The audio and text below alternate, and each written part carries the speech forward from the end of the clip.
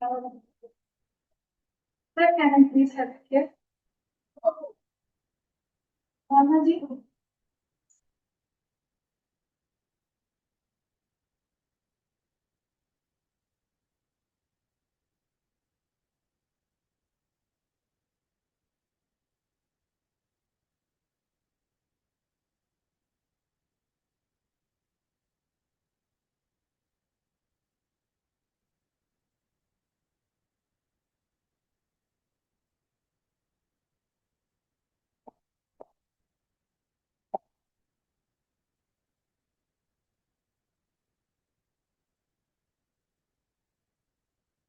Om Shanti. Om Shanti means greetings of peace. I'm just giving you a little bit history of Brahma Kumaris in New Zealand. Officially, we have started Brahma Kumaris Center in New Zealand 1982. We registered as a incorporated society and charitable organization. And since then, our various centers in New Zealand started to open. I remember when I came first time to New Zealand, it was 1982, and at that time I have seen very beautiful country, very peaceful country, and I could see at that time people were taking lot of interest and lot of sustenance from nature. If anything go wrong, they would go for bush walk or they go to beaches. And by the time they come back, they become all right. They become very happy. Yes, so they were taking lot of sustenance from nature. But slowly, I realized, and people also realized, that nature can give them temporary happiness. The source of that happiness, peace, and power is the God.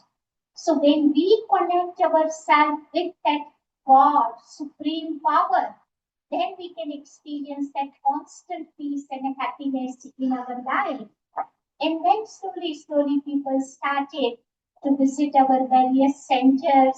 So officially, first center was in Wellington. Then activities started in Auckland, Christchurch, Dunedin, in Hamilton, and we have also one retreat place in Pukeatua. Small places there. We are doing little experiment of this place. So people are taking interest in these various centers. And also I have seen wherever our centers are there, where we offer people positive living courses, stress-free seminars, self-esteem seminars, anger-free courses. So all these various courses we are offering to the people of New Zealand. And I would see many variety type of people, they come to our center. Black, white, yellow, brown, you name it. And it's really gives very beautiful feeling of unlimited family, like Vasudhaiva Kutumbakam. Whole world is my family. We are children of the one Father. We are brothers and sisters. That kind of feelings we do experience when we meet all this variety type of people. And also we have our own website where we can also give online courses as well as offline courses. So our website is www.brahmakumaris New Zealand. So you can go to the website and you can get lot of information. We have our YouTube channel, which is Brahma Kumaris New Zealand, and where we record many wonderful classes and some yogi people's experiences where people can take lots of benefit. And totally in New Zealand, we have about 350 actively involved people. but lot of other contexts we have in this country. In some places we have main center, but other places in New Zealand where we have like a contact people, contact center, sub center, whatever you call it. Like I can start from South Island. Some people are in Invercargill, some people are in Renham, some people are in Wellington, we have in Paddington, some are in Palmerston North, Paraparam, and also Wanganui, Wongarai, up north, Napier. So everywhere throughout the country, people are there who are taking interest in this kind of meditation and they will experience lots and lots of benefit in their life. But today we all are here to listen to Rajubai. Rajubai is our senior yogi more than 40 years, he dedicated his life for the humanity, service of humanity. And today, he will share his wealth of experience with us and he will tell us the very, very practical yuktis how to experience that inner spirit, inner power, inner silence. Yeah, so now I'll invite Raju Bhai. Welcome to Raju Bhai for this wonderful talk, which we have been waiting for a long, long time. So, Raju.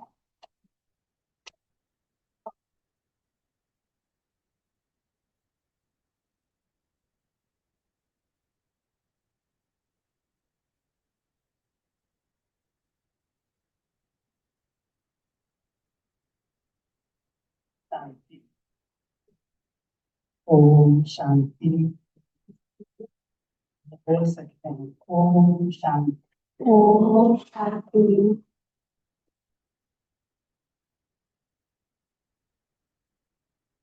सर्वात्माओं की कल्याणकारी परमात्मा पिता की प्यारी संतान हमारे भाई commissioner मीता बहन, हमारे आदरणीय मुकेश भाई तथा आज के इस सभा में उपस्थित हमारी सभी बहनें और भाई, बहुत सुंदर आध्यात्मिक विषय पर चर्चा करने के लिए, इनर स्पिरिट का अनुभव करने के लिए आप सभी एकत्रित हो। आपका भी बहुत बहुत स्वागत करता हूँ।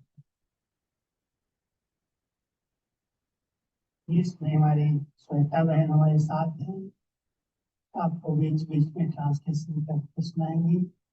जो हिंदी समझ रहे हैं वहां तो छोड़, हिंदी बात समझने वाले कुछ है। Those who do not understand Hindi, can please your hands up. अच्छा,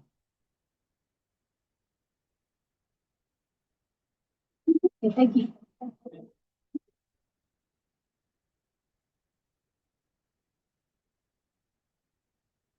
वर्तमान समय जानते हैं कि दिन प्रतिदिन कई प्रकार की ऐसी प्रॉब्लम्स क्रिएट हो रही हैं जो मानव मन अशांत और दुखी होता जाता है। पहले भौतिक साधनों का बहुत अच्छा विकास हुआ है, लोग चांद तक पहुंच गए, हवा में उड़ने लगे, सागर की गहराई में भी जाने लगे, लेकिन रोड पर चलना नहीं सीख पाया। वर्तमान समय जितने संसाधन बढ़ते जा रहे हैं, भौतिक उपलब्धियां बढ़ती जा रही हैं, उतना ही व्यक्ति एक तरफ सुख का भी अनुभव करता है और दूसरी तरफ मन अशांत रहता है। छोटी छोटी बातों में गुस्सा आता है, चिड़चिड़ापन आता है, मन के अंदर इतना तनाव पैदा हो जाता है, कई बार उसको नींद भी नहीं आती। कई प्रकार की प्रॉब्लम्स में वर्तमान समय व्यक्ति जी रहा है। ऐसे समय पर इस मेडिटेशन की बहुत आवश्यकता है,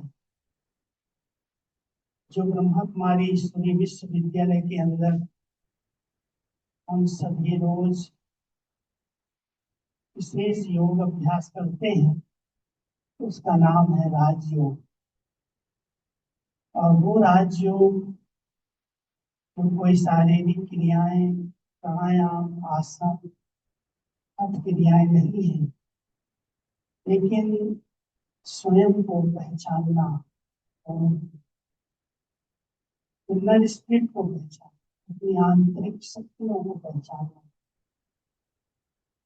क्योंकि शरीर तो हम सब जानते हैं ये विनाशी है।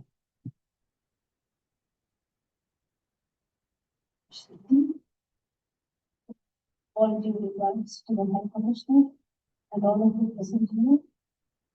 Raju Rajni is expressing that in the current times that we live in, we have made a lot of progress outwardly, but when it comes to experiencing inner peace and inner happiness and controlling our own emotions, we are not at that point yet, and we oftentimes struggle with it. So, at Brahmakumaris, what is taught here is a meditation where on a daily basis we try and awaken our inner spirit. सबकी अपनी आंतरिक शक्तियों को जानते, अभी अपने आप से पूछना, मैं बोलने वाली, देखने वाली, सोने वाली, अनुभव करने वाली, मैं शक्ति कौन सा? अगर उस आंतरिक शक्ति को हम पहचान लें तो जो बाह्य जगत की चीजें हैं उनके प्रभाव से छोड़ सकते हैं, मुक्त हो सकते हैं। इसलिए ब्रह्मा कुमारी के अंदर हम सबको एक सुंदर पहला पाठ पढ़ाया, मैं कौन हूँ। और इस पाठ को अगर हमने यथार्थ रूप से पढ़ लिया, प्रैक्टिकल में अनुभव करने लगे कि मैं ये शरीर नहीं, 5 तत्वों का ये पुतला नहीं, लेकिन इसके अंदर विराजमान एक चैतन्य शक्ति है, एक स्पिरिट है। जब हम उसका अनुभव करते हैं कि कर्म इंद्रियां मेरी हैं, जिनके कारण आज हम दुखी हैं, परेशान हैं, शांत हैं, हमें अनुभव होता है इसके हम सब मालिक हैं। जब हम कहते हैं मेरा मन, मेरी बुद्धि, मेरे संस्कार, मेरी आंख, मेरे हाथ, मेरा मुंह, तो मैं कौन? अगर इस पहेली को हम पहले दिन ही पढ़ लें, मैं कौन, अपने आंतरिक स्वरूप की स्मृति आती है। जब आत्मा इस शरीर से निकलती है तो शरीर मिट्टी हो जाता है। सब जानते हैं, कहते हैं मिट्टी को मिट्टी में मिला दो, भिन्न भिन्न रीति से इस शरीर को खत्म करते हैं। लेकिन इसके अंदर जो चैतन्य शक्ति है, उसकी क्या विशेषताएं हैं, क्या उन विशेषताओं को हम अनुभव कर सकते हैं? तो मेडिटेशन के अंदर हम सब अपने स्वस्वरूप का चिंतन करते हैं। मैं कौन हूँ, मेरा स्वरूप क्या है? जैसे इस शरीर का स्वरूप दिखाई देता है, ऐसे ही मैं चैतन्य शक्ति जो हूँ, जिसको साइंस भी देख नहीं सकती, कितना भी प्रयास करे, जब आत्मा शरीर से निकलती है, कोई ने आज तक उसको देख नहीं पाया कौन सी शक्ति निकल गई। तो ये सब पूरा शरीर है, लेकिन निकलने वाली शक्ति जब चली गई, चैतन्य शक्ति, शरीर जड़ हो गया। what is taught at Brahma Kumaris, the very first lesson is to understand the real self. Though it might sound very simple, but to understand the real self, who am I, understanding that I'm different from this material self, from the physical self, and when we learn to focus on that, what is our experience? The experience of the original inner self. That is the practice of meditation. तो सभी अपने स्वस्वरूप का दर्शन कैसे कर सकते? वो दर्शन केवल अनुभव के नेत्र से ही किया जा सकता है। इन चर्म चक्षुओं से, इस नेत्र से नहीं देखा जा सकता। अनुभव के नेत्र से, ज्ञान नेत्र से हम समझते हैं कि हम इस शरीर के अंदर एक चैतन्य शक्ति आत्मा है, जिसके लिए कहते हैं भ्रकुटी के बीच में चमकता है एक अजब सितारा। जब भी मंदिर में जाते हैं, जब भी कोई शुभ कार्य करते हैं, तो यहाँ पर एक तिलक लगाते हैं भ्रकुटी के बीच में, और उस तिलक को बहुत छोटी बिंदी के रूप में दिखाते। तो इस शरीर के अंदर जो चैतन्य शक्ति है, जो इसको चला रही है, जैसे गाड़ी के अंदर, मोटर के अंदर ड्राइवर का एक स्थान होता है, ऐसे ही शरीर रूपी मोटर को चलाने वाली हम सभी एक चैतन्य शक्ति हैं, एक आत्मा है। So, how do you experience the inner self? It is only possible by experience of it and by understanding of it. In India, there's a tradition of whenever you go to a temple, you put a small bindi, a dot on your forehead.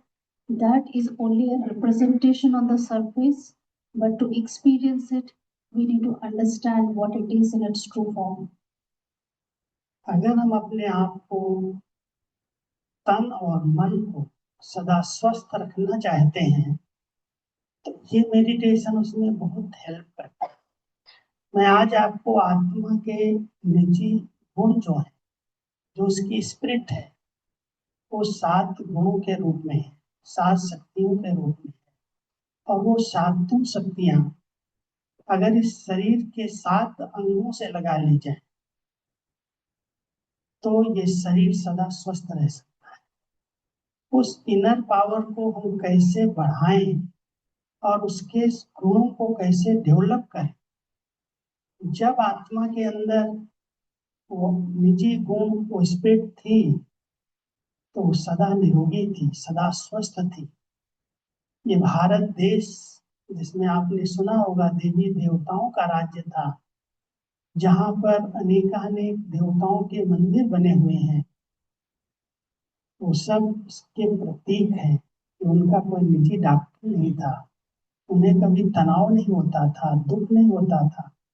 उनको तो हम कहते हैं आप सर्वगुण संपन्न, 16 कला संपन्न, संपूर्ण निर्विकारी, मर्यादा पुरुषोत्तम है। तो ऐसी रचना जो परमात्मा ने डायरेक्ट की, क्या हम ऐसे बन सकते हैं? तो परमात्मा हम सबको आत्मा के 7 गुणों की, इनर पावर की पहचान दे। So, when we awaken our inner spirit, it not only impacts the mind, but also it impacts our physical body. So it has impact on both the aspects. In India, there are a lot of temples which have idols in it, and those idols are representation of perfect humans. So they were never deformed or never diseased or sick. They're always shown in a perfect form, perfect both physically as well as full of divinity, full of spiritual powers and with many divine qualifications. So is it also possible that we attain such a stage within our awakening? हमारे पास mount Abu में global hospital है, सुना होगा आप लोगों ने। Mount Abu में global hospital में रिसर्च हुई और उस रिसर्च के अंदर जो हार्ट के पेशेंट आते हैं, इनकी आर्टरीज 80-90% ब्लॉक होती हैं, उनको योग के द्वारा, मेडिटेशन के द्वारा, डाइट, मेडिटेशन और एक्सरसाइज, उसके आधार से उनको हम खोल देते हैं, ऑपरेशन नहीं कराना पड़ता। और कई, मैं समझता हूँ अभी तक 1000 पेशेंट जो हार्ट के पेशेंट थे, उन्होंने इस विधि से अपने आप को स्वस्थ बनाया, निरोगी बनाया। तो आज मैं उसका कुछ अनुभव आपको सुनाऊं, क्योंकि मैं भी उसमें लेक्चर लेता हूँ। तो वहां पर आत्मा के सातों गुणों का परमात्मा के साथ कनेक्शन जुड़ाया जाता है, जिसको हम मेडिटेशन कहते हैं। परमात्मा इन 7 गुणों के सागर है, और आत्मा के अंदर 7 निजी गुण हैं। अगर वो डेवलप हो जाए तो शरीर स्वस्थ सदा के लिए हो जाए। पहला आत्मा का निजी गुण है ज्ञान, और ज्ञान ब्रेन को चाहिए। बहुत एक्टिव ब्रेन होता है, तो इस शरीर के अंदर अगर कोई भी प्रॉब्लम है तो फट से टच होता है, यहाँ दर्द है, यहाँ किसी ने काट लिया है, यहाँ तकलीफ है। तो ज्ञान युक्त आत्मा, जो ज्ञान स्वरूप आत्मा है, जो ज्ञान से समझ से कोई कर्म करती है, संकल्प करती है, बोल करती है, उसका ब्रेन बहुत एक्टिव और समय पर ठीक निर्णय लेता है। तो आत्मा का पहला गुण है ज्ञान। दूसरा गुण है पवित्रता। और पवित्रता जब हम कहते हैं तो ये जो अंग है, शरीर के मुख्य अंग है, नैन कमल, मुख कमल, प्राण कमल, हस्त कमल। कमल शब्द जो है, कमल समझते हैं ना, कमल का, पद्म का जो फूल है, वो कीचड़ पानी में रहता है, वो परिवार के साथ रहता है, लेकिन वो उस कीचड़ के प्रभाव से अलग रहता है, पवित्र माना। इसलिए हम सब जितना पवित्रता के गुण को धारण करते हैं, उतना ये चेहरे की रौनक, उसका आभा मंडल बड़ा शुद्ध और पवित्र बन जाता है। हमारे वाइब्रेशंस बड़े अच्छे निकलते हैं।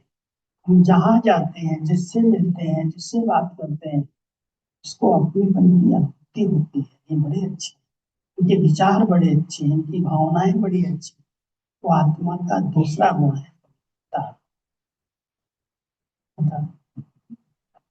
So at our global hospital, which is in Mount Abu, a very holistic approach to well-being is taken. Especially, there has been an experiment done on heart patients, where apart from diet, exercise, meditation is also taught. And in particular, in meditation, they're asked to invoke the 7 original qualities of the soul, the innate qualities of the soul. The first one being knowledge or the inner wisdom, which is the first innate quality of the soul. When inner wisdom is awakened, so we are naturally connected to not only our own body but also to what is happening around us, and we take more right decisions in moving forward. And the second innate quality is purity.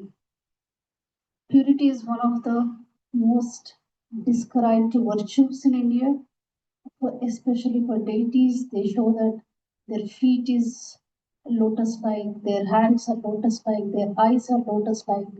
So it is a quality which represents highest value of purity, where the self is untouched by negativity. So when you practice that, we create such a vibration, such an energy around that, that we feel connected to not only people, but we feel connected to everyone. तीसरा आत्मा का गुण है शांति। आत्मा शांत स्वरूप स्वयं में है, शांति ढूंढने की आवश्यकता नहीं है। सिर्फ अपने स्व स्वरूप में स्थित हो जाओ। मैं एक लाइट, मैं शरीर से एक अलग चैतन्य शक्ति हूँ, मेरा स्वधर्म शांति है। और जब शांति के स्वधर्म में हम स्थित होते हैं तो उसका कनेक्शन हमारे फेफड़ों से है। कहते हैं इसकी सांस शुद्ध है, वो शांत है, बहुत ठीक चल रही है, इसका बीपी बहुत जल्दी हाई नहीं होता है, लो नहीं होता, इसका नॉर्मल बीपी चलता है। तो सांस का सांस जो हम फेफड़ों से ले रहे हैं, इसका संबंध शांति के गुण से, और शांति का गुण जितना आता है उतना सांस लेट चलती है। और चौथा गुण है प्रेम। प्रेम है हार्ट के, दिल कहते हैं। अगर हमारा प्रेम का गुण ठीक है, प्रेम परमात्मा के साथ अगर हमारा सच्चा प्रेम है, और आपस में संबंधों में भी हमारा अगर निस्वार्थ प्यार है, तो कभी भी दिल की बीमारियां, हार्ट की बीमारी नहीं होती। हार्ट की बीमारी तब होती है जब कहते हैं दिल टूटता है, उसको ठोकर लगती है, वो इसके दिल की बात को सुनता नहीं है, तब उसको दर्द बढ़ता है, उसका बीपी बढ़ता है और उसके हार्ट की तकलीफ होती है। इसलिए प्रेम स्वरूप स्थिति में रहने से जब हम परमात्मा को प्यार के सागर के रूप में याद करते हैं तो दिल की बीमारियां भी कई प्रकार की ठीक हो जाती है। ये चौथा आत्मा का प्रेम। So the next two qualities of the soul, the innate qualities are peace and love. So peace is very much connected to the breath. So it is, Bhaiji is trying to connect the innate qualities of the soul to the physical systems of the body. So the first was wisdom, and then purity was connected to all the relationships. And the third, peace, is connected to our breath, patterns of breath. So a peaceful person is always peaceful and not get stressed or hurried up. And the fourth one is love. Love is very much connected to heart. So usually somebody says I'm heartbroken when they don't get enough love, or they're not loved, they're not trusted, they feel heartbroken. So it is some quality very much connected to heart. So when you focus on the Supreme Soul and draw the energy of love, it also makes our heart strong. पांचवा आत्मा का गुण है सुख। सुख स्वरूप आत्मा है। दुख और सुख का कारण पेट के सभी नर्वस सिस्टम से बनता है। अगर आत्मा को कुछ जल्दी से कोई फीलिंग आती, फील करती कोई बात को, तो पहले उसके पेट में मरोड़ आती, पेट में दर्द पड़ने लगता है। दुख के कारण कई प्रकार की बीमारियां हो जाती पेट की। अगर वो सुख स्वरूप स्थिति में रहती है तो उसके पेट की सारी नर्वस सिस्टम ठीक हो जाती है, तो सुखी रहते हैं। बहुत अतीन सुख कहते हैं गाया हुआ है। जो खुशी में रहते हैं, सुख स्वरूप स्थिति में रहते हैं, उनकी पेट की सारी सिस्टम से ठीक हो सकती है। ये हमारा पांचवा गुण है। So the fifth quality is happiness. It is not a outwardly happiness, but it's a happiness of the inner spirit. When we are truly happy inside, then it has a direct impact on our digestive system. So the more happy we are less likely to have issues with digestion, and the more unhappy we get, it impacts the body also. आत्मा का छठा गुण आनंद। कहते हैं वो आनंद स्वरूप है, सुख से ऊपर स्टेज। सुख के भेंट में दुख है, आनंद की भेंट में कोई नेगेटिव शब्द नहीं आता। कहते योगी वो है जो परमानंद की अनुभूति करता है। तो वो आनंद की जो स्थिति है वो हमारे शरीर के हार्मोन्स को एक्टिव करती है, वो ठीक रखती है। हार्मोन्स के अनबैलेंस से कई प्रकार की बीमारियां पैदा होती है। जितना हम परमात्मा के साथ मिलन बनाते हैं, उनके समीप रहते हैं, उतना आनंद की अनुभूति होती है, और उसके कारण हमारे सब हार्मोन्स एक्टिव और चार्ज होते हैं। So the next quality is bliss. Bliss is a quality which is higher than happiness. Happiness has a contrast, has an opposite of happiness, that is unhappiness, but bliss does not have anything contrast. Bliss is a very high form of happiness, higher than happiness, and it is possible to achieve a blissful state by connecting to the Supreme Father, the Supreme Soul. And when we achieve that blissful state, it has a direct impact on our hormonal system. और सातवां गुण है आत्मा का शक्ति। वो शक्ति स्वरूप आत्मा है, लेकिन शक्ति जब खत्म होने लगती है तो जितनी चमड़ी की हड्डियों की बीमारियां हैं वो बढ़ जाती है। अगर शक्ति स्वरूप स्थिति है तो शरीर का हर ऑर्गन्स शक्तिशाली बन जाता है, उसके अंदर कभी भी कोई भी प्रकार की बीमारी नहीं लगती। इसलिए हम मेडिटेशन के अंदर ये आत्मा के सातों गुणों का डेवलप करते हैं, क्योंकि इन सातों गुणों का जो स्रोत है, जहां से सात गुण आ सकते हैं, वो सुप्रीम पावर है, परमात्मा है। उनको हम सभी कहते हैं वो शांति के सागर है, प्रेम के सागर है, ज्ञान के सागर है, सुख के सागर है, आनंद के सागर है। सागर माना कोई स्थूल सागर नहीं, पानी का सागर नहीं, लेकिन ये सारी क्वालिटीज, ये सारी जो गुण है, विशेषताएं हैं, उन सब अथाह अपार रूप में बाबा के पास, परमात्मा के पास है। So the seventh quality is inner power. When inner power goes below a threshold, when there's a lack of inner power, and it directly impacts our bone and skins. So it impacts that system of our body. So the essence is all of these innate qualities have direct impact on our physical body as well. So in meditation, we try to increase the percentage of these inner qualities which directly impacts the body. So the idea is to connect with the Supreme and draw these inner powers and attain an inner and outer balance in life. आजकल जो भी बीमारियां हो रही, तन की या मन की, अधिकतर किसी भी डॉक्टर के पास जाएंगे तो सबसे पहले वो बताएंगे आपको कि 90%, 80% मन की बीमारियां हैं। अगर ये मन ठीक रहेगा तो तन अपने आप ठीक। मन को कैसे ठीक किया जाए? उसके लिए मेडिटेशन। जब हम अपने मन को परमात्मा के साथ जोड़ते हैं, कनेक्ट होते हैं, और उसकी इनर पावर को, उनकी शक्तियों को हम अपने अंदर धारण करते हैं, तो ये जो आत्मा के सातों गुण हैं वो नंबर बार वृद्धि को पाते हैं, विस्तार होता है। उनके गुणों को हम कैच करके अपने में धारण करते हैं। मेडिटेशन के अंदर जब हम उनको बहुत स्नेह से याद करते हैं, थोड़े समय के लिए शांत स्वरूप स्थिति में बैठ गए तो शांति के गुण आने लगे, और योगी के जो श्वास हैं बहुत एकाग्र। जब उसके प्यार के अंदर हम खो गए, प्यार के सागर में समा गए, हार्ट की बहुत शुद्ध अच्छी तरह से चलने लगे।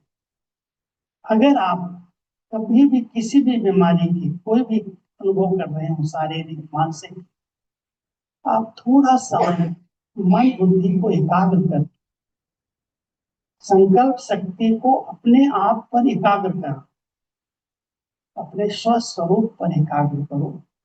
मैं आत्मा एक बहुत पवित्र लाइट हूँ, एक सुप्रीम एनर्जी हूँ, और इस भ्रकुटी आसन पर विराजमान हूँ।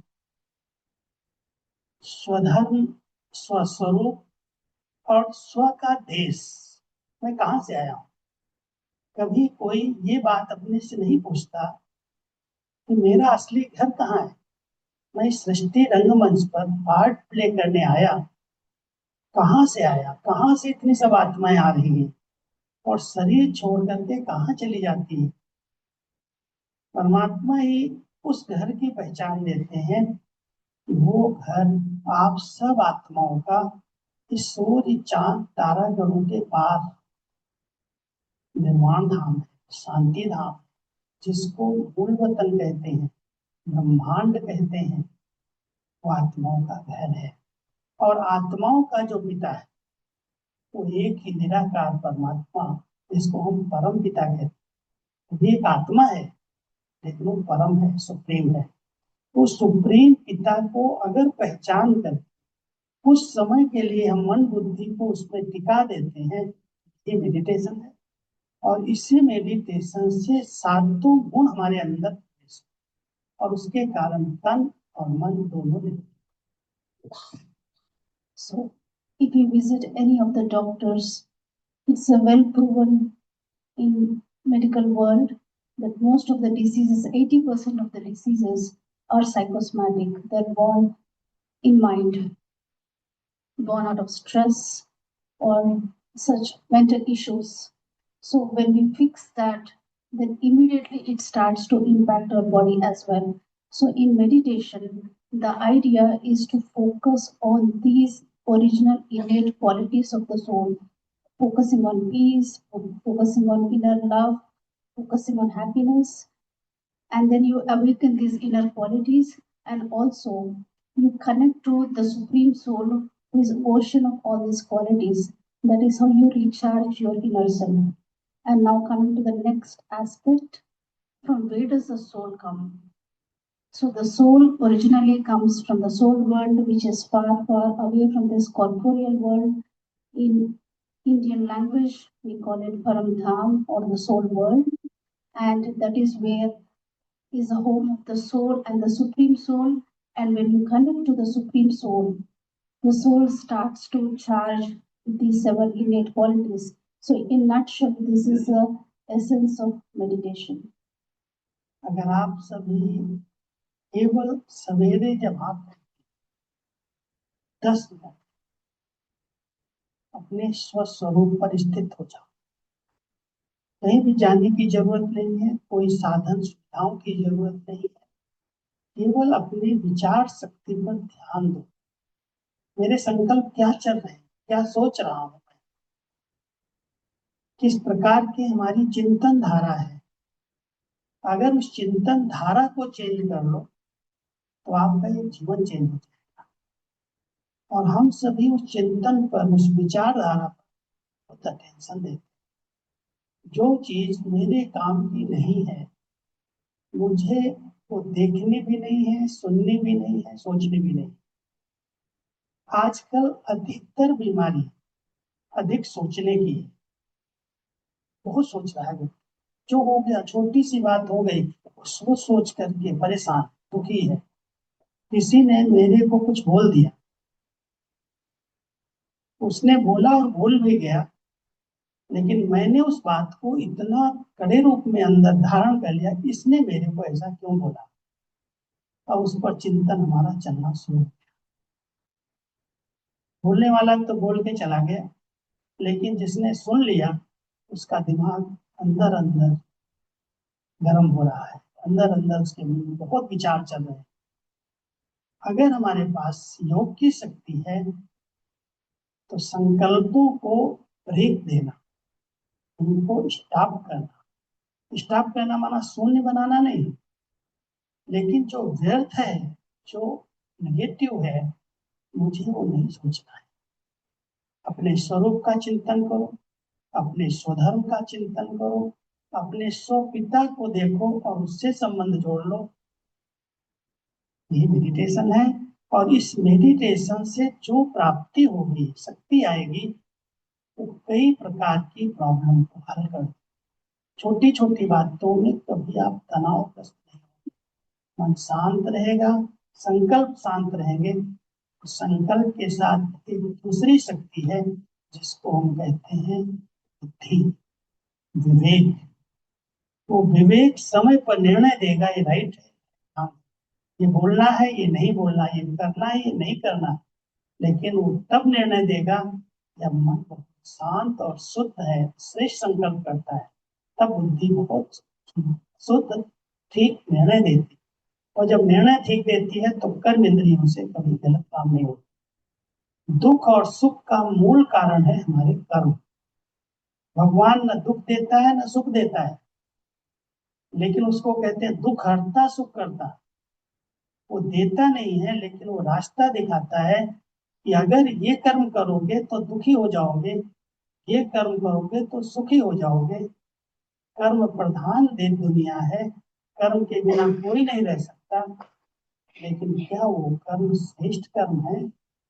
क्या वो कर्म सुख देने वाले कर्म है? सिर्फ कर्मों पर ध्यान परमात्मा की जाते हैं। तो जो योग करते हैं, जो मेडिटेशन करते हैं, उनका अपनी कर्म इंद्रियों पर कंट्रोल रहता है। उनसे वो कर्म नहीं हो सकते हैं तो किसी आत्मा को दुख पहुंचे, किसी आत्मा को अशांति पहुंचे, किसी के दिल में दर्द हो, बददुआएं मिले। इसलिए मेडिटेशन हमें कर्म श्रेष्ठ करने की कला सिखाता है। कर्म योगी के कर्म कुशल कर्म होते हैं, इसलिए कहते हैं योगस कर्मम कुशल, उसका कर्म कुशल हो जाता है। Very deep connection. So first, it is a good idea to check your thoughts in the morning when you wake up and pay attention on the quality of your thinking and thoughts, because it is the thoughts, having too many waste thoughts, having too many negative thoughts is the cause of stress. And once we are stressed, it not only impacts our body but also our relationships.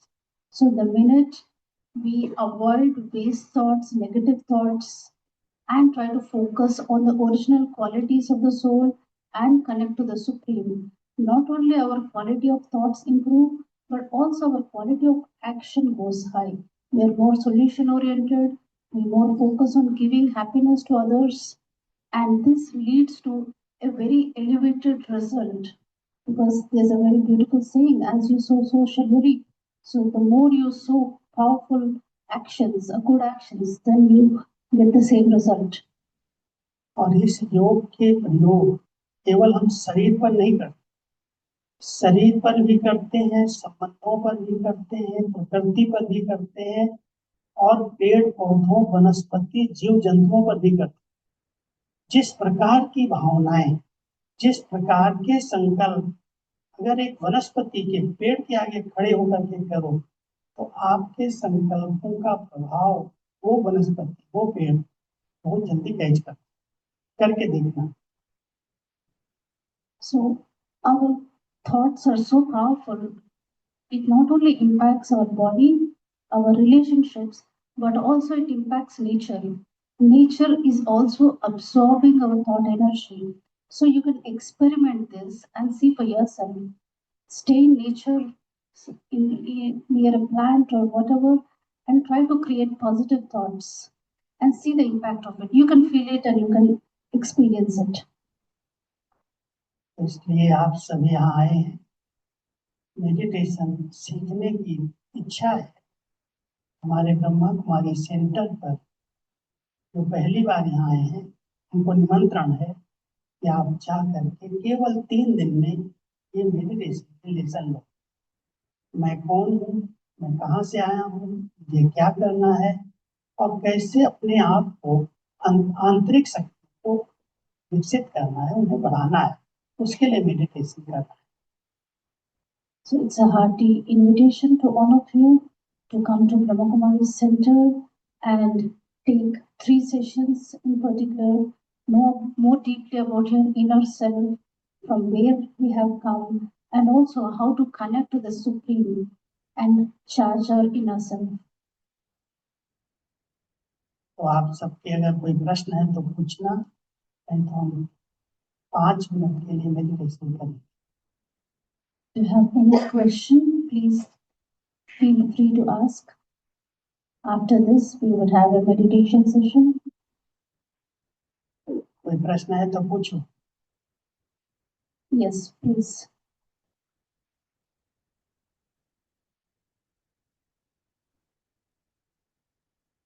I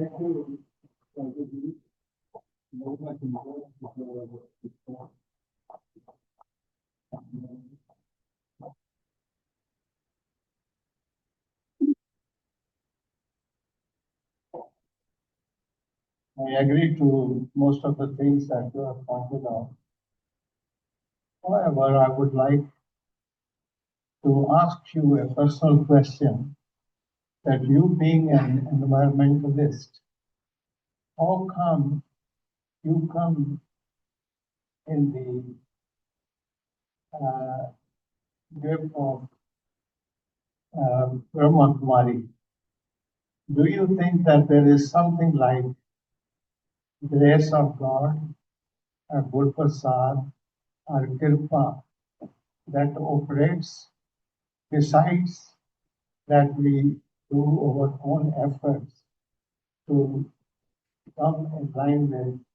Because even in Gurbani it says, the most important thing is aap gawaiye ta so paएंगे. So the gist of your talk is that we come closer to God, but home is there. It is always disturbing us. So how to control home, and what is your idea about grace of God, or kirpa, or good prasad? Thank you.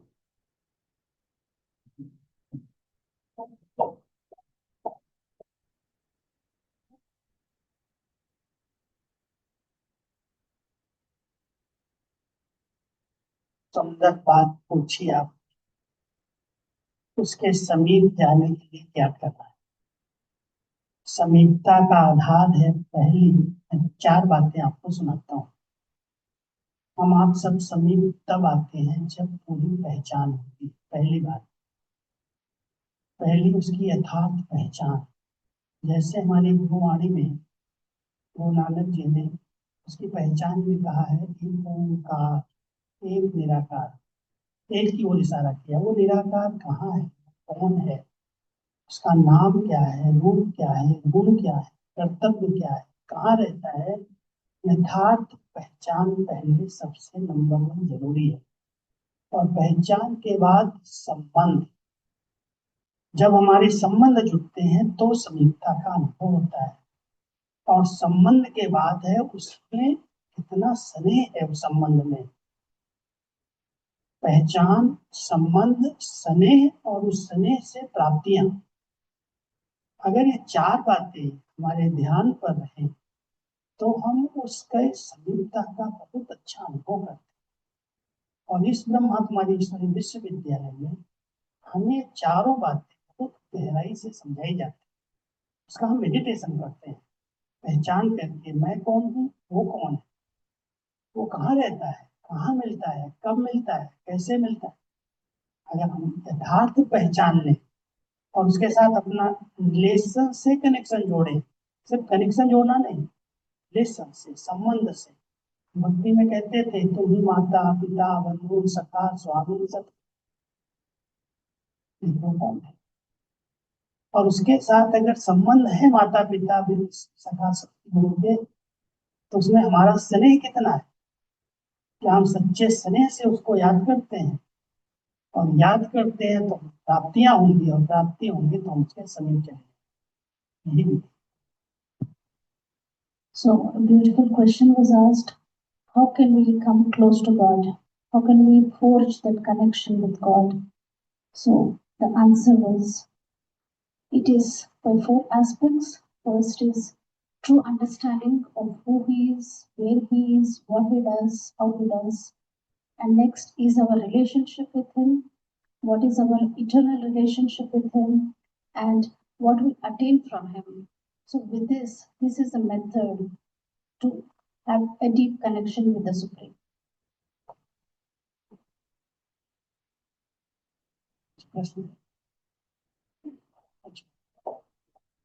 जो हिंदी बोल सकते हो हिंदी बोलो, तो मैं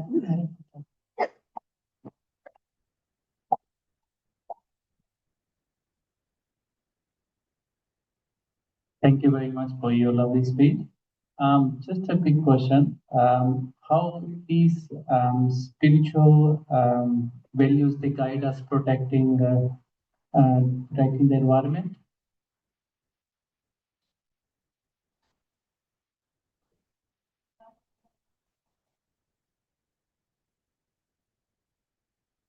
इसका बहुत लंबा अनुभव है मेरे पास, क्योंकि 3 चीजों के आधार से इस सृष्टि नाटक चल रहा है। एक है नेचर, जिसको हम प्रकृति कहते हैं। दूसरा है प्रकृति को यूज करने वाली आत्मा, जिसको हम पुरुष कहते हैं। पुरुष, प्रकृति और तीसरा है परम पुरुष, जो प्रकृति पति परमात्मा है।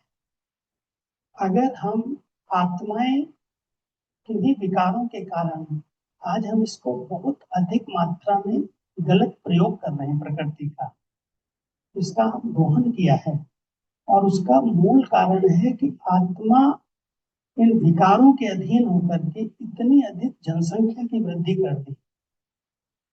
जनसंख्या अधिक वृद्धि हुई, विस्तार हुआ, और उसके कारण प्रकृति के संसाधनों का अत्यधिक प्रयोग हुआ, और प्रयोग करने का भी रूप अलग अलग रहा। उसके कारण आज हमें प्रकृति की जलवायु परेशान कर दी, दुखी कर दी। अब इसको ठीक करने के लिए आत्मा के पास शक्ति नहीं है, उसको परमात्मा से कनेक्ट होना पड़ेगा। परमात्मा प्रकृति पति है, प्रकृति के मालिक हैं। तो जब हम परमात्मा को पहचान करके मेडिटेशन करते हैं और उनकी शक्तियां हम स्वयं में धारण करके खुद का परिवर्तन करते हैं, तो हमारे विचारों का प्रभाव, हमारे वाइब्रेशंस का प्रभाव प्रकृति सहज कैच करती है और वो परिवर्तन होती है।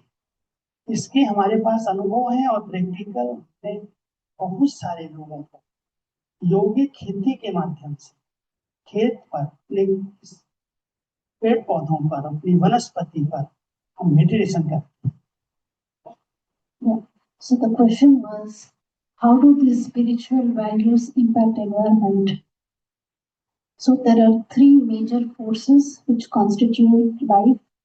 One is the soul, next is the nature, and the third one is the supreme soul. So it's an interplay of all these three powers, and we human beings have abused nature by coming under the influence of negativity, which also led to the explosion of population, and that is further leading to overuse and abuse of nature. So we have done all of this, but now the soul is incapable of fixing the situation. So for this, there's a need for the divine intervention. We need to connect with God and then firstly transform ourselves, and that self-transformation, the vibrations of inner change, is the only thing that is going to impact nature and bring about a change there as well.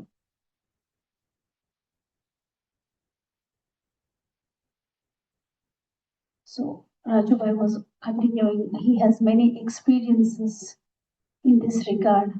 दो जगह और पूछ-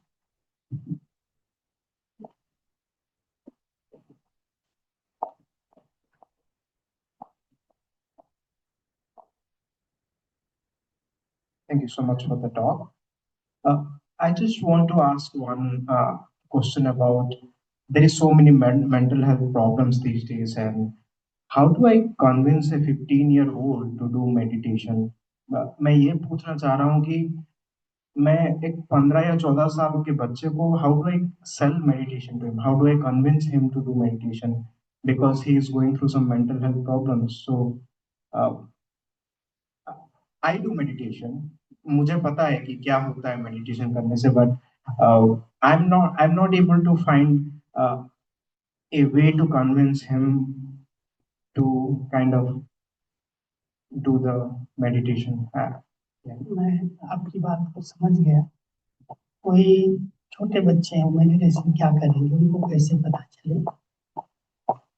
अगर जो उनके माता पिता हैं, जो उनके संरक्षक हैं, गाइडेंस हैं, अगर वो मेडिटेशन करते हैं तो उनकी जो शुभ भावनाएं हैं, जो उनकी पवित्र विचार है, वो बच्चों को बहुत जल्दी कैच होती है। तो हम उनसे अपेक्षा नहीं रखें तो मेडिटेशन करो, तुम मानसिक बीमारी से ठीक हो जाओगे, लेकिन हम समय दे करके 15-20 मिनट में उस आत्मा को बहुत शुद्ध विचार दें, पवित्र विचार दें, तो हमारी भावनाएं उसके मानसिक लेवल को ऊंचा उठाएं, उसका तनाव खत्म करेंगे। आप खुद उसको नहीं बोलो आप मेडिटेशन करो, लेकिन आप अपने विचारों का प्रभाव, अपनी भावनाओं के आधार से उस आत्मा को शक्ति दो, प्रकाश दो, जिससे उसका जो तनाव है वो धीरे धीरे कम हो जाए। So how do we sell meditation to youngsters, particularly teenagers? So the advice is, first the parents should start meditating. And in meditation, give good energy and good wishes to that soul. And slowly, slowly, that would increase or the elevate the inner state of the child. And slowly, they will come out of their mental issues. But it takes time and it takes effort on part of the parents. Mike, yeah.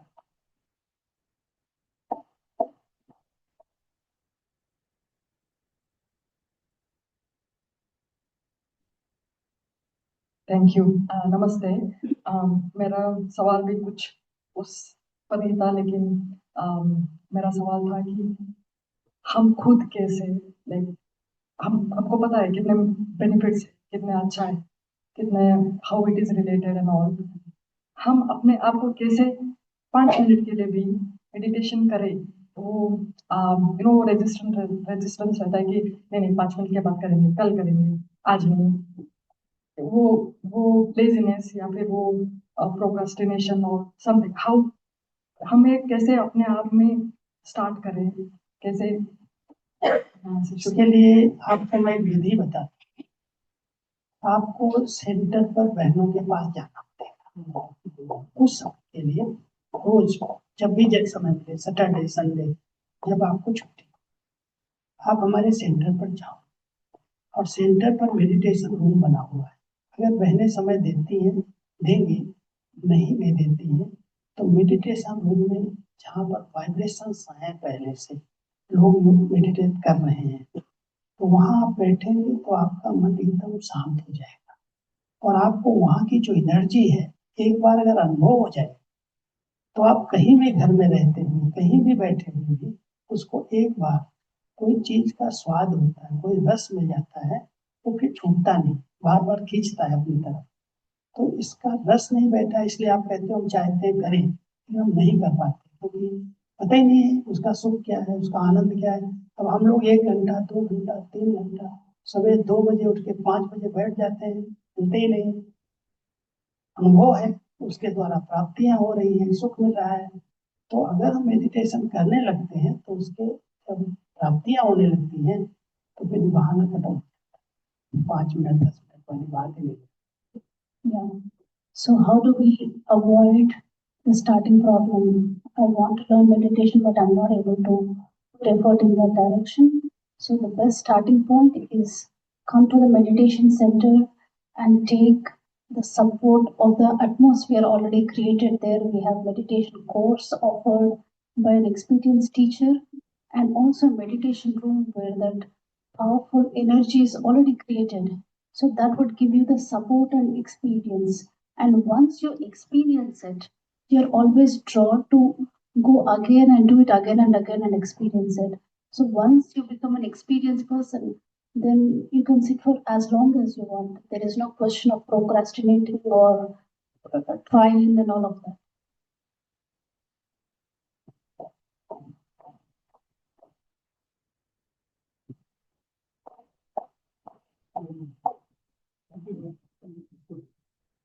I don't have a question, but just want to share my experience regard to the last question. Once we know the benefit of meditation, we understand how much time you can save, and have seen myself practically.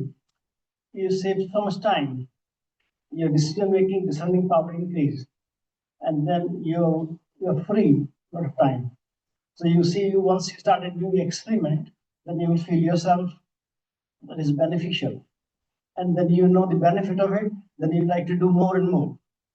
This is I've done many experiments all the time, and I find that save a lot of energy, and I feel free and quiet and happy. That's what we want. So sometimes motivation will come from our experiment, and this is not something this prayer, but you feel it. Have you projected that idea? I want to do this experiment on my child or my workplace or some customer. Then you will notice it give a benefit, and once you have benefit, then you want to do more. So over a period of time, it happens that you are saving a lot of time and you get success in a little time.